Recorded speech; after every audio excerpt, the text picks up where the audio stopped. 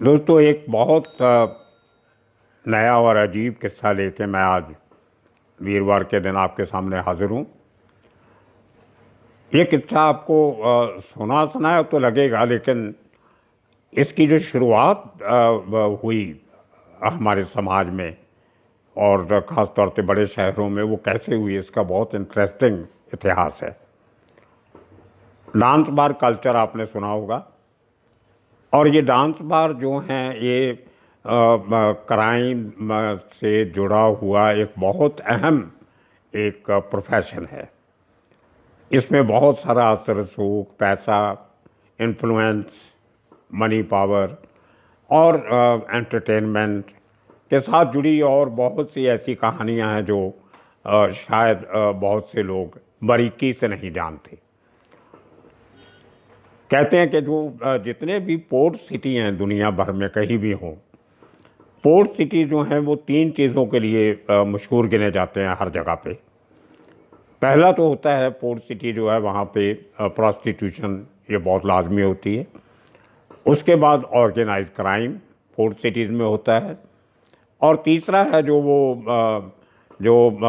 जुए के अड्डे और मनी मेकिंग मशीन्स जो हैं, वो इसके साथ दारू, शराब, जुआ, ये चीज़ें जो हैं पोर्ट सिटी के साथ जुड़े हुए हैं। इतिहास ऐसा है कि दुनिया भर में जब सेलर लोग समुद्री जहाज़ से चलते थे, हवाई जहाज़ तो बहुत बाद में आए, तो महीनों के बाद कहीं वो किसी लैंड पोर्ट पे आके लगते थे, तो उनको अपना महीनों के बाद पानी में गुजारने के बाद कुछ एंटरटेनमेंट के साधन चाहिए होते थे। जो उन्होंने जहाज़ लोडिंग अनलोडिंग हो रहे हैं उसमें उस ज़माने में हफ्ते लग जाते थे, दिन नहीं। आजकल तो बहुत बड़ी बड़ी क्रेन्स आ गई, कंटेनर्स आ गए, तो कुछ चंद दिनों में जहाज़ खाली होके रीलोड हो जाते हैं। तभी तो मैनुअली सब कुछ करना पड़ता था। बड़े हज़ारों लोडर होते थे जो जहाज़ खाली करते थे। और जो क्रेनें थी सामान उतारने वाली, वो स्टीम से चलने वाली होती थी। कोयला डाला जाता था उनमें, कोयले से स्टीम बनती थी, स्टीम से क्रेन चलती थी। तो it was very time consuming exercise. तो ये बहुत समय लगता था। तो उस समय में टेक्नीशियन तो काम करते थे, जो सेलर हैं वो क्या करें। तो वो लैंड परमिट लेके, जिसको हम आजकल वीज़ा बोल देते हैं, लेके वो शहर में निकलते थे। तो जुए के अड्डे में जाते थे, शराब के अड्डे में जाते थे। वहाँ से जाके वो डांस बार में जाना, एंटरटेनमेंट में जाना। तो बाद में डिस्को बार बन गई, दुनिया भर के, हमारे भी यहाँ बन गई। और उसके बाद प्रोस्टिट्यूशन उनको एक ज़रूरी उनके ज़िंदगी का हिस्सा गिना जाता था। और जैसे कि कहावत भी है कि a seller has a wife at every port. तो ये कोई इसमें कोई अतकथनी नहीं है। तो ये सब चीज़ें एक पोर्ट सिटी में लाजमी हो जाती हैं। तो मुंबई जो है वो भी हिंदुस्तान का सबसे बड़ा पोर्ट सिटी है। तो पोर्ट सिटी में बाकी चीज़ें तो हम बाद में कहीं डिस्कस करेंगे। आज के दिन हम इसको लिमिटेड रखेंगे डांस बार कल्चर जो है। मुंबई में जो डांस बार का जो कल्चर शुरू हुआ 70s में, 1970 के दहाके में, वो कहीं ना कहीं उसका जो पिछोकड़ है वो मुजरा से जुड़ा हुआ है। मुजरा हमारी देश में जो मुग़लों के टाइम पे जब बाहर से जो हमलावर आए हिंदुस्तान में, उनकी आर्मी के लिए, उनको एंटरटेन करने के लिए, तो मुजरे वालियाँ वो साथ में लाया करते थे। तो जहाँ जहाँ हिंदुस्तान में उन्होंने डेरे लगाए, वहाँ मुजरे के कोठे बनने शुरू हो गए। और उनमें एक उस ज़माने की तरह नफासत हुआ करती थी, एक कला हुआ करती थी, एक आर्ट हुआ करता था। और म्यूज़िक जो था वो क्लासिकल होता था। डांस की जो मुद्राएं हैं वो भी डांस के नृत्य के हिसाब से होती थी। तो उनमें कहीं ना कहीं एक पायस किस्म का एक अच्छा एलिमेंट हुआ करता था। और ऐसा ऐसा ऐसा जैसे जैसे ज़माना बदलने लगा, तो वो जो हुनर वाली जो चीज़ें थी उनमें मिलावट होने लगी। मिलावट करते करते करते ऐसा ऐसा वो मुजरा जो था वो एक उसकी जो चीप कैटेगरी थी, उसका एक नकली चेहरा, नकली उसका स्वरूप, एक रूप स्वरूप वो सामने आने लगा। और ओवर द ईयर्स करते करते करते करते वो डांस बार का रूप धारण कर गया।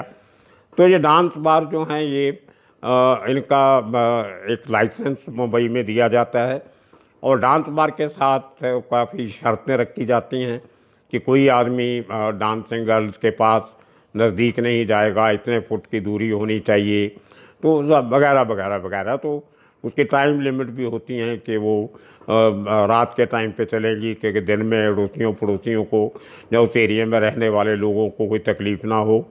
और तो काफ़ी सारी बंदिशें, ये लाइसेंस लो वो लो, और उसमें साथ काफ़ी फिर हफ्ते का एलिमेंट जुड़ा रहता है। तो जो बड़े लेवल पे होता है तो आम आदमी या आम रेस्टोरेंट ओनर जो है वो डांस बार जो है वो खोलने की हिम्मत हैसियत नहीं रखता। खैर, तो मुंबई में ये कल्चर जो 70s में शुरू हुआ, तो उस ज़माने में जो सबसे बड़ी और पहली डांस बार जो खुली, वो उस समय के मुंबई के सबसे पॉश एरिया जो ऑफिस एरिया गिना जाता था, नारीमन पॉइंट, जहाँ पे 6 साढ़े 6 बजे के बाद सड़कें खाली हो जाती थी, ऑफिस सब बंद हो जाते थे और वो एरिया एकदम शांत और एक दूसरी दुनिया का हिस्सा लगता था। और एक वहाँ पे 5 स्टार होटल था, ओबराय होटल। तो हमारा न्यूज़पेपर का ऑफिस, इंडियन एक्सप्रेस भी वहाँ पे था, एयर इंडिया बिल्डिंग है। और उस एरिया में जितने बड़े ऑफिस, कॉरपोरेट ऑफिस जो है सब वो नारीमन पॉइंट में गिने जाते हैं। तो उन बिल्डिंगों में एक बिल्डिंग थी जिसमें सबसे पहली पॉश, कुछ छोटी मोटी कुछ डांस बार जो थी वो उस बार उसमें चलती थी, लेकिन एक real concept of a dancing bar international standards का वो सबसे पहले नारीमन पॉइंट पे खुला। और मज़े की बात है कि उस बिल्डिंग में वो चलता था, रात को 8-9 बजे खोलते थे। सोनिया महल उसका नाम था उस डांस बार का। और वो डांस बार उस बिल्डिंग में थी जिस बिल्डिंग में हमारे देश की इंटेलिजेंस एजेंसी, इंटेलिजेंस ब्यूरो का ऑफिस भी था। बहुत हाई राइज बिल्डिंग थी, वो टावर था। और उसी के एक फ्लोर पे प्रसिद्ध मशहूर वकील राम जेठमलानी जी का ऑफिस भी था। और उसी बिल्डिंग में रिलायंस का ऑफिस, धीरू भाई अंबानी के टाइम पे उनका भी एक ऑफिस जो है वो उसी बिल्डिंग में था। तो इतनी पॉश बिल्डिंग और इतनी स्ट्रेटेजिकली इम्पॉर्टेंट बिल्डिंग में एक डांस बार का होना, ये थोड़ा अजीब तो लगता है लेकिन हकीकत है। तो जो सोनिया बार वो थी जहाँ पे अंडरवर्ल्ड के उस ज़माने के जितने किरदार थे जो आज जिनके नाम बहुत बड़े हो गए, कुछ वांटेड हो गए, कुछ मर गए, कुछ खप गए और कुछ बदनाम हो गए, वो सब लोग एक ज़माने में सोनिया महल बार में बैठा करते थे। उनका वो अड्डा हुआ करता था जिसमें बड़े लोगों में से दाऊद इब्राहिम, उसका भाई साबिर, नूरा, अनीस, उसी तरह पठान गैंग के समद खान और आलमजेब, अमीरज़ादा, हमीर, मजीद, कोई ऐसा नाम नहीं है जो उस ज़माने के यंगस्टर जो थे वो इतने बड़े बदमाश नहीं थे, अंडरवर्ल्ड सरगना नहीं थे। ये सब लोग शाम को उसी बार में बैठा करते। तो उसकी अट्रैक्शन ये थी कि एक तो कोई उनको देखने वाला नहीं था, वो एरिया शाम को उजाड़ हो जाता था, उनको अपनी कोई बदनामी का डर नहीं था और किसी से झगड़ा मोल लेने की ज़रूरत नहीं थी, क्योंकि वो होता ही नहीं था सड़कों पे कोई। आपस में ये सब लोग दोस्त हुआ करते थे। और वहाँ जो लड़कियाँ डांस करने वाली होती थी वो बहुत खूबसूरत, और वो कांग्रेस हाउस से लड़कियाँ जाती थीं और ज़्यादा लड़कियाँ जो हैं वो ट्रेंड डांसर्स थी। उस समय पे एक डांस का स्टैंडर्ड रखा जाता था और उनका पहरावा बड़ा खूबसूरत। और वो कहते हैं कि कुछ लड़कियां तो इतनी खूबसूरत थी जो हमारी उस समय की हिंदी फिल्म इंडस्ट्री की जो हीरोइन थी उनसे भी कहीं ज़्यादा खूबसूरत। तो एक तो डांस का पर्पज़ ही दिल बहलाना होता है। मुजरा स्टाइल के डांसेस किया करती थी, बाद में हिंदी फिल्मों के गाने की धुनों पे।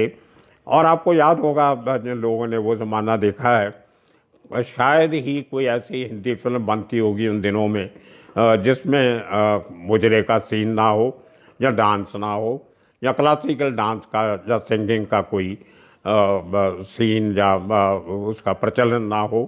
तो जितने बड़े गाने हैं जो आज तक सुपरहिट गिने जाते हैं वो बेसिकली मुजरा सॉन्ग थे, रेखा के हो या मीना कुमारी के हो या उसके पहले मधुबाला के ऊपर फिल्माए गए हों। खैर, तो ये एक ग्लैमर का, एक दिल बहलावे का और एक पैसा कमाने का सबसे बड़ा साधन था। और अंडरवर्ल्ड में ये एक एक क्वालिफिकेशन गिनी जाती थी कि हम जो बदमाश थे वो किसी डांस बार में जाते हैं, वहाँ उनकी इज्जत होती है, वहाँ के वेटर उनका खास ख्याल रखते हैं, वहाँ की लड़कियाँ उनके नज़दीक आके डांस करती थी, वहाँ के मालिक उनको सर झुका के नमस्कार किया करते थे। तो वो एक स्टेटस सिंबल इस किस्म का बनता गया। और उसके बाद ये बड़ी बात नहीं है कि अंडरवर्ल्ड के सरगनाओं ने भी अपने अपने डांस बार खोलने शुरू किए। उसके बाद सबसे बड़ा बार जो खुला 80s में, वो अंडरवर्ल्ड ऑन इकबाल मिर्ची, जो अभी थोड़े 1.5-2 साल पहले लंदन में मौत हुई उनकी। वो इकबाल मिर्ची का बहुत पॉश और बड़ा मशहूर डांस बार था फिशरमैन वाफ। वो वर्ली में था, वही पॉश एरिया, और वही जगह जहाँ पे बाद में एक बिल्डिंग बनी जो बहुत कंट्रोवर्सी में आई। प्रफुल्ल पटेल ने जहाँ पे बिल्डिंग बनाई वो वही प्लॉट था। और उसके बाद जो तीसरा सबसे पॉश एरिया था मुंबई का बैंड्रा खार एरिया, उसके जंक्शन पे एक बहुत बड़ी बार चला करती थी, सीजर पैलेस उसका नाम था। और सीजर पैलेस के मालिक ढोलकिया ब्रदर थे, जो अंडरवर्ल्ड के सरगना गिने जाते थे, तीनों भाई। और उनमें से 2 का बाद में गैंग रवैलरी में मर्डर भी हो गया, एक भाई अभी है। तो उसी तरह कुछ आगे जाके वेस्टर्न स्वर्थ में, अंधेरी में और कांदीवली वगैरह एरियाज़ में कई बार ऐसी बन गई, सेंटा क्रूज में, जिनके पीछे कहा जाता है कि वो नॉन जो एनकाउंटर स्पेशलिस्ट हैं हमारे 3-4, वो उनकी अपनी हैं, वो मालिक हैं उसके, और आगे चलाने को दी गई हैं। नाम किसी और का रखा है, लेकिन बेनामी ओनर जो हैं वो नामचीन एनकाउंटर स्पेशलिस्ट गिने जाते हैं। तो ये एक डांस बार का। और इसमें अगर उस ज़माने का हम क्राइम ग्राफ देखें तो काफ़ी सारे बड़े लेवल के क्राइम जो थे वो डांस बार में या तो प्लान होते थे तो या एक्सिक्यूट होते थे। और बड़ी एजेंसियां जो हैं, एंटी स्मगल एजेंसी, जहाँ हमारी क्राइम ब्रांच या CID, इनके खबरी भी या इनके अपने आदमी भी भेस बदल के इन बड़ी बड़ी बार्स में जाया करते थे, आरोपियों की तलाश में, वांटेड क्रिमिनल्स की तलाश में, भगौड़े लोगों की तलाश में, या कुछ ऐसे सफ़ेद पोशों की तलाश में जो किसी न किसी तरह स्मगलिंग का या इस किस्म के और कोई काम करते थे, जिनकी एजेंसी को तलाश रहती थी। और उसी ज़माने में सबसे बड़ी बार बन गई जुहू में दीपा बार। और उसका जो मालिक था वो, उसने इतने पैसे कमाए उस दीपा बार से कि आज वो मुंबई के जो टॉप 10 बिल्डर्स हैं बड़े, उनमें से एक गिना जाता है। अपना एक हवाई जहाज़ भी उसने रखा हुआ है पर्सनल आने जाने के लिए। और मज़े की बात है कि वो बार बंद होने के बाद, जब क्रैकडाउन हुआ कुछ साल पहले, वो बार बंद हुई, तो वहाँ पे स्वामी रामदेव का योग आश्रम चल रहा है। तो ये कुछ बार की हिस्ट्री है। उसी बार में आपको याद होगा एक बहुत बड़ी डांसर वो पकड़ी गई थी वहाँ से, उसके घर पे तरन्नुम, जब घर पे रेड मारी गई तो करोड़ों रुपए कैश निकला। और उस ज़माने की सबसे महंगी गाड़ी जो हिंदुस्तान में बनती थी, वो गाड़ी उसके घर से बरामद हुई। बहुत बड़े बड़े ऑफिसर्स के कंटैक्ट उसकी डायरी में से निकले, मोबाइल फ़ोन से निकले, और कई प्रॉपर्टी। तो उसको तो richest bar dancer of the country के हेडलाइन से खबरें भी चली, टीवी के स्पेशल प्रोग्राम भी चले। तो ये एक संक्षेप में एक बार डांसर्स की और डांस बार्स की एक हिस्ट्री है। और अभी लेटेस्ट जो आपने सबसे बड़ा डांस बार का जो किस्सा सुना, वो परमवीर सिंह ने जो एक लेटर बॉम्ब निकाला था मुंबई के पुलिस कमिश्नर ने, कि हमारे जो होम मिनिस्टर हैं उन्होंने मेरे आदमी को बोल के, पुलिस वाले को, सचिन वजे को, सब इंस्पेक्टर को, कि आप इतनी डांस बार हमारे यहाँ चलती हैं, इतने बियर बार चलती हैं हमारे यहाँ, और इनसे आप इतने इतने पैसे हर महीने इकट्ठे करो तो एक महीने का 100 करोड़ रुपया आराम से इकट्ठा हो सकता है। ये एक इल्ज़ाम जो था वो एक police commissioner senior IPS officer लगाता है, तो आप अंदाज़ा लगा सकते हो कि ये डांस बार जो हैं और इनका कितना बड़ा रोल जो है वो सोसाइटी में और एंटरटेनमेंट के फील्ड में और अंडरवर्ल्ड के फील्ड में इनका क्या अहमियत रोल रहता होगा। और जब डांस बार्स को उस टाइम पे सरकार ने बंद करने का फैसला किया, तो उसका केस जो था वो सुप्रीम कोर्ट तक चला। सुप्रीम कोर्ट ने दखल दिया और सुप्रीम कोर्ट ने फैसला दिया कि डांस बार्स को आप बंद नहीं कर सकते हो, क्योंकि जिनको आपने कानूनी तौर पे इजाज़त दी हुई है और उनको अगर आपको रिस्ट्रिक्शंस लगाना चाहते हो तो लगा दो, लेकिन डांस बार बंद नहीं होगी। तो उसको के खिलाफ मुंबई पुलिस ने रिस्ट्रिक्शंस इतनी कर दी कि वहाँ जाना और डांस बार में बैठ के एंजॉय करना, लुत्फ़ लेना, मज़ा लेना, वो इतना मुश्किल हो गया कि लोगों ने जाना बंद कर दिया। लेकिन बार्स आज भी चल रही हैं। फ़र्क इतना पड़ा है कि वो मुंबई की लिमिट से बाहर निकल के जो उसके साथ लगते इलाके हैं, नवी मुंबई, थाना, मीरा रोड, भाई अंदर, उस एरिया में जैसे ही आप मुंबई के बॉर्डर से बाहर निकलो तो आपको लाइन से दाएं बाएं सड़क के दोनों तरफ आपको स्कोर्स ऑफ बार्स आपको नज़र आएंगी। बड़े फनी नाम उनके होते हैं, night queen, blue bird, happy night, ये वगैरह वगैरह वगैरह। ये बार्स आपको उतने वहाँ पे कोई मेडिकल की दुकानें नहीं हैं या राशन की दुकानें नहीं हैं जितनी उस हाईवे पे डांस बार्स हैं। तो ये एक अहमियत डांस बार की है। और अगले मंगलवार को हम ये क्राइम की सीरीज़ में हम आपको बताएंगे कि मुंबई का सबसे पहला जो अंडरवर्ल्ड में जो गैंग वार शुरू हुई, पठान गैंग और दाऊद गैंग की, उसमें एक डांस बार ने क्या रोल प्ले किया, कहाँ पे झगड़ा हुआ, कहाँ से दुश्मनी हुई, कहाँ पे प्लानिंग हुई और मुंबई का अंडरवर्ल्ड की गैंग वार शुरू हुई, ये एक बार की मेहरबानी है। और उसके साथ एक पत्रकार भी जुड़ा हुआ था, उसकी कहानी भी हम आपको आने वाले मंगलवार को सुनाएंगे। तब तक के लिए इंतज़ार कीजिए। आज तक के लिए इतना ही। आप सबका बेहद शुक्रिया, धन्यवाद।